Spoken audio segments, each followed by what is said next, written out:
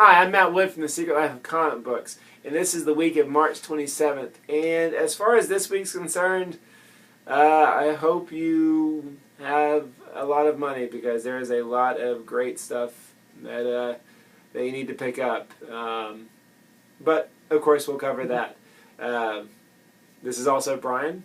Yep. Yep. Me. I'm not starting this one over again. Okay. All right. All right. I just wasn't sure where you were going. Nowhere.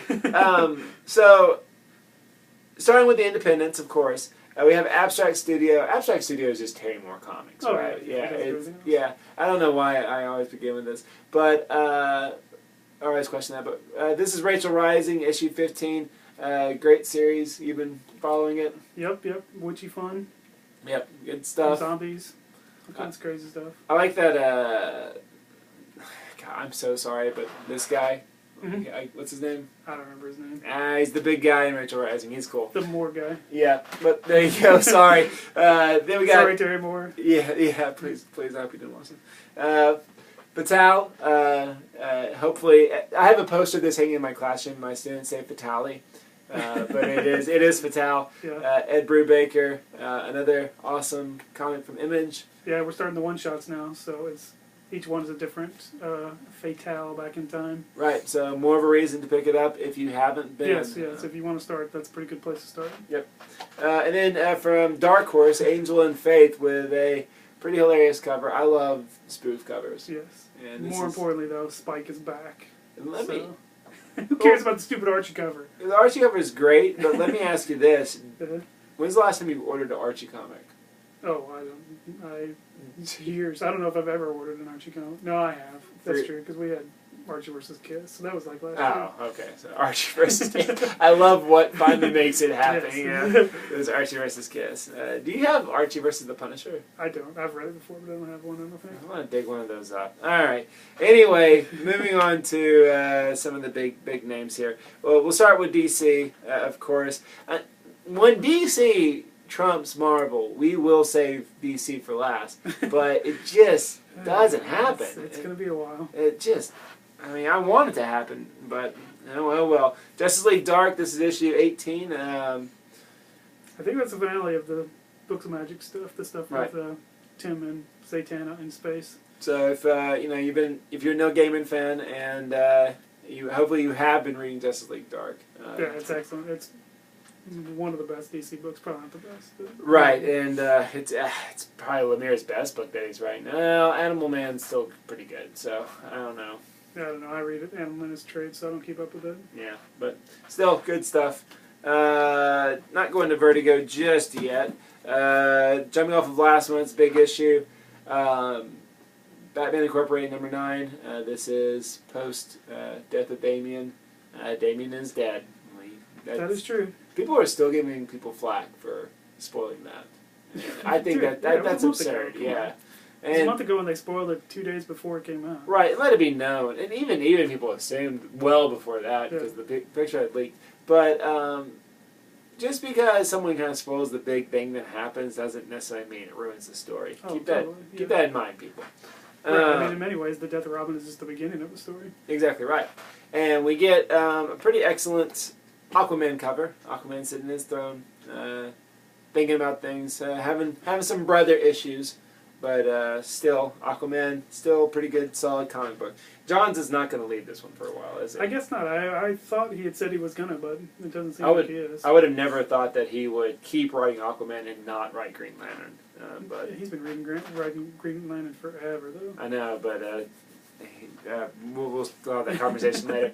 And finally from Vertigo, which, is this the first time we've ever mentioned a Vertigo comic, except for maybe Fables? Maybe. I mean, there's not very many Fable or maybe Vertigo books left right now.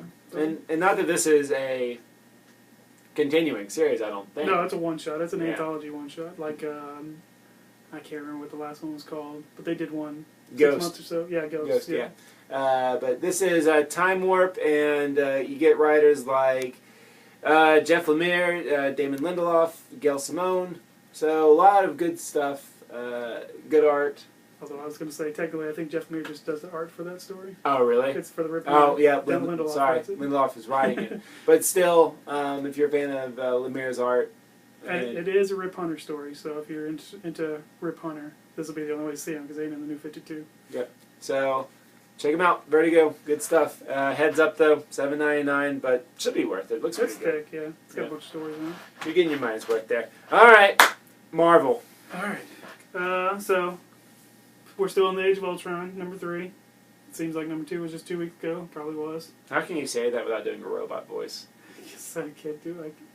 You don't have to. It is the Age of Ultron. 100 views, 1,000 views now Yes. because of that. I hope. Awesome. Watch this guy do an Ultron impression. Do I have to do Medusa now? No, please don't. I won't. Some FF, another awesome book. Yeah. Fraction and Allred. And which, let me add this: the fact that he's talking about this now means that FF for the first time is not my pick of the week. That is true. We have an interesting pick of the week this week. Yep. But we'll get to that in a few minutes. And then, so it's FF, so you know the Fantastic Four's got to be not close behind. Right. Or not far behind. But this is the landing on the same week, you know, it's pretty awesome. This is the Age of Ultron tie-in. Right. Fraction does write it though, so Yeah. it's not like some of the other ones that maybe are not going to count so much. But yeah, fair warning if you want to avoid tie-ins. Fraction is writing. The art's different. yeah, they are different, but it should still be pretty cool. Yep. We got some Thunderbolts, Matt's favorite book. Punisher's making out with Elektra. That's crazy. Come on. Yeah, I've seen crazier. It's Deadpool style wackiness, but a little more realistic. So I'm enjoying it much more than I normally enjoy, like a Deadpool type book. Yep. We got some Uncanny Avengers. Not a very attractive cover, I don't think. This one? Yeah. I don't know. I mean, it's pretty standard. They're all Yeah. standing there looking badass though. Yes. Dude, I can say ass. It's like a Yeah. monkey. All right. Yeah, it's fine. Olivier Copiel, however you say his name's doing the art, so it should be interesting.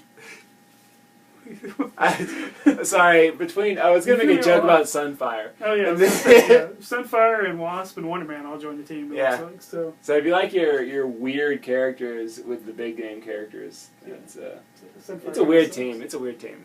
Wonder Man's cool though. So we got Uncanny X-Force number, what is it, 3? Yeah. Yeah, that's Puck and his girl X-Men. It's been really good. Mm-hmm. And weird druggy stuff if you're into that. That's true. Wolverine and the X-Men. Some more fun in Savage Land with Dog still. Yeah, I thought that was a once a month comic, but I guess I'm wrong. It's bi-monthly. It's not bi-monthly. It might be bi-weekly. But it's not bi-weekly. Sorry. I think Marvel at this point. I think if they can put them out, if they can put 2 out a month, they just do it. Yeah, they're getting more money, so it's whatever. It's getting maybe a little too much, but we'll see what happens. And then we got some Young Avengers. I love this cover. Yeah, it's an awesome cover, and number 1 was a little iffy, but I thought number 2 was a really good. So yeah, I love the fact that if you're hip, you get this cover. Right. The fact that she has the X on her hand means she's at a bar, but she's not old enough to drink. That's important. But no, I think that's a very, very witty, very funny cover. Yeah. And good comic. And awesomely Miss America back in, who was missing from issue 2. Yes, Miss America, and hopefully Kate Bishop shows up pretty quick too. Yeah. So just the few pages that she was in issue 1 kind of got me going. Yeah. Yes, those first 4 pages were amazing. That's why I think I was a little disappointed because the rest of the issue was not as awesome. Yeah. All right, pick of the week. My pick of the week. It's not FF, as we established, but it is the big one, Guardians of the Galaxy.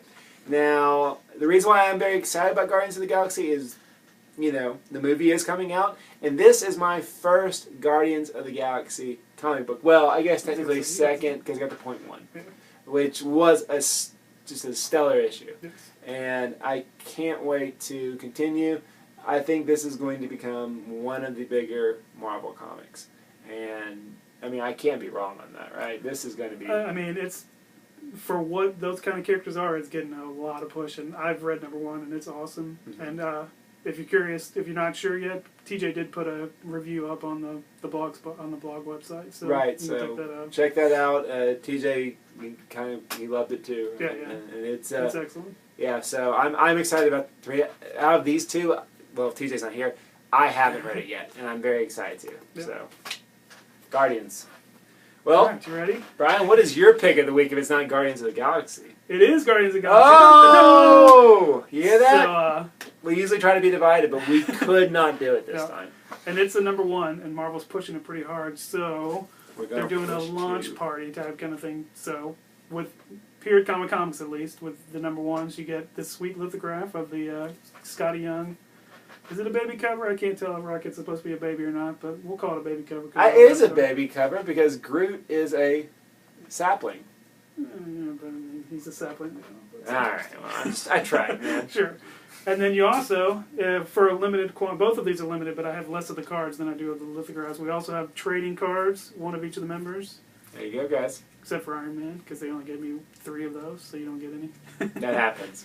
But these are free. Just if you come in, make sure to ask for them, because I don't think I'm going to put them out on the shelf, because I'm not sure where they're going to go. Right, and guys, buy this comic because I can't... People that know that this movie is coming out and they ask me about it, I can't really like say, hey, Guardians of the Galaxy is awesome because I haven't read Guardians of the Galaxy. But knowing James Gunn, have seen Slither and have seen Super, and it's just like, how can this movie not be awesome? Like, it's this guy who's made these pretty cool low budgety Hollywood movies, low budget for Hollywood. Awesome movies, hilarious, great action, great imagery, and giving this guy money and Marvel licenses, like I can't wait, and I hope that this comic ties me over, and how could it not with Bendis, who is just he's awesome now, he's on fire. Frankly, who cares about the movie? It's just an awesome comic book. Right. It's got talking trees and talking raccoons in it. Come on. Yeah, it's so different too. It's not. I mean, it is a superhero comic just because it exists in that universe, but it's not. It's Iron Man's there. I was gonna say that's kind of the cool part because Iron Man's coming into it the same way, where it's like, wait, this is not the normal, my kind of thing, and of course he's loving it too. So this is. We're both obviously very excited. It's what I'm going to read when I get home. Everyone who's watching this picks up comics, I assume, and they all have that one comic that as soon as they get home, before they start making dinner, before they do whatever they do, they're like, all right, I'm going to take 15 minutes and read this comic. And I've been looking forward for this one for a while. This poster's been behind us every week that we've done this. Right. So we might actually change it now that the comics actually come out. I don't know. It depends on how awesome the comic is, I think. Right. Well, and it depends on what posters we get next week. That's true, too. All right. Well, from the Secret Life of Comic Books, I'm Matt Wood. And I'm Brian. And we are located at 255 Ferris Road, right behind UCA. the old UCA. Come get your lithograph and your trading